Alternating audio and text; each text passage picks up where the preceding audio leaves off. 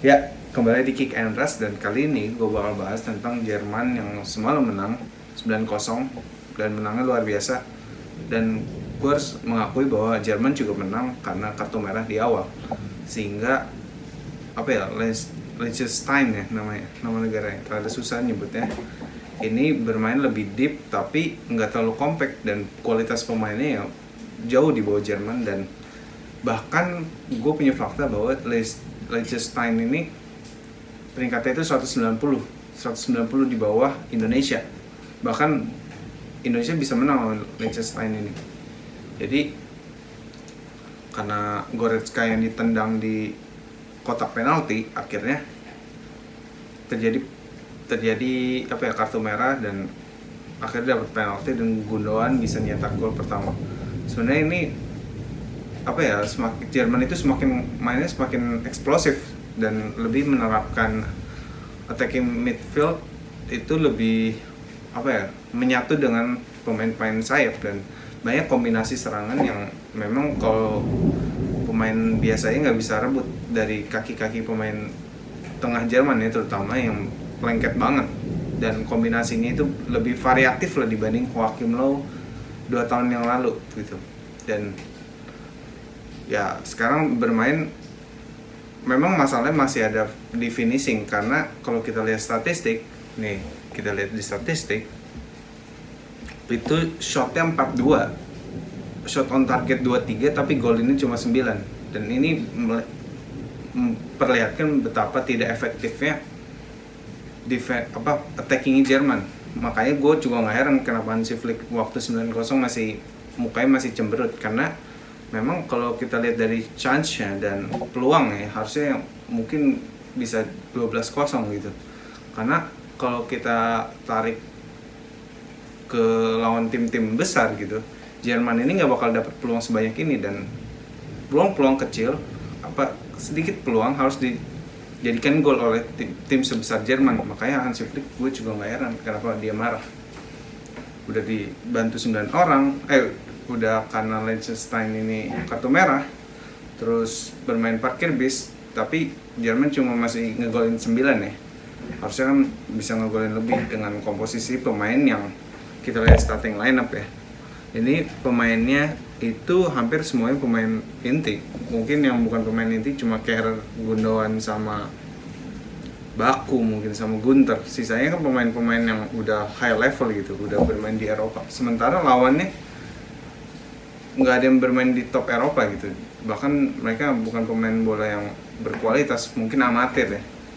Jadi ini menimbulkan apa ya, nggak puas lah Hansi Flick. Gue juga ngerti harusnya bisa lebih efektif lagi, lebih efisien lagi, tapi memang secara pola serangan lebih baik dari zaman Joachim Löw. Karena apa ya, rotasi pemain di depan itu lebih fluid dan penyerangan itu positioning ya, terutama yang gue sorot itu lebih pas lah, lebih keputusan decision making juga lebih pas. Terus terutama positioning sih yang gue sorot, karena ini Bayern banget gitu. Waktu Hansi Flick di Bayern kan yang gue salut itu kan dari positioning yang pertama, kedua akurasi passing. Nah di Jerman ini juga sama, akurasi passing meningkat dan positioning lebih bagus lagi dibanding zaman Joachim Löw.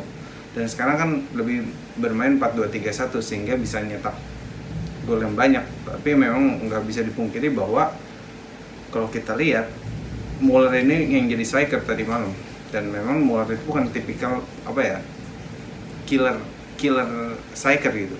Dia hanya Raumdeuter, tapi bukan striker yang murni, bukan insting striker lah. Nggak ada striker bahkan. Royce, Sané, Baku kan bukan striker, bukan finisher yang bagus. Dan ini masih jadi PR Jerman sampai tahun depan untuk mencari striker yang tepat. Ya memang Jerman dari dulu kan punya striker yang bagus, kayak Bierhoff, kayak siapa, kayak Podolski, kayak Klose. Mungkin Klose, Podolski itu bukan striker hebat, tapi striker yang bisa tune in lah dengan pemain-pemain yang lain. Walaupun mereka bukan kelas dunia ya menurut gue, Podolski sama Klose itu. Tapi harusnya sih Lewandowski yang masuk timnas Jerman, tapi dia ngambilnya Polandia. Nah PR Jerman itu yang pertama. Kelihatan tadi malam golnya itu apa ya, lebih karena deflected lah atau on goal. Itu bisa mengubah, satu gol itu bisa mengubah jalannya laga secara keseluruhan. Dan itu yang gue sorotin, banyak gol-gol yang rada beruntung. Gol deflected ya, terutama yang bisa mengubah jalannya laga. Itu yang pertama adalah apa ya, finisher. Yang kedua itu back kanan yang gue sorot. Itu back kanan ini semalam namanya Jonas Hofmann, dan dia juga diganti akhirnya. Memang ini back kanan yang kurang berkualitas, dan kita tahu sendiri di Bayern maupun di Jerman memang masalahnya itu di back kanan. Nggak ada regenerasi pemain Jerman di back kanan ini, terutama yang berkualitas ya, punya kecepatan kayak Philipp Lahm. Harusnya Kimmich, cuman kalau Kimmich ditaruh di back kanan mubazir menurut gua. Kemampuan passingnya itu harus dimanfaatkan di tengah. Jadi back kanan ini yang menjadi PR untuk Jerman sampai tahun depan. Jadi dua PR menurut gua, Hofmann sama Werner ya, di striker itu harus dirombak lah. Dan di back kiri sih menurut gua masih aman ya. Siapa? Hosens masih berkualitas, dan penggantinya juga Christian Günther masih aman. Mungkin yang minus ya itu tadi striker sama back kanan. Dan tadi sebenarnya kemenangan semalam itu ya expected lah, karena Liechtenstein juga peringkat terakhir di grup. Dan ya itu aja sih mungkin kelemahan Jerman yang tadi gue jelasin. Dan 4-2-3-1 udah pakem ya menurut gue, jangan diganti-ganti. Sekian menurut gue, tetap saksikan Kick and Rush.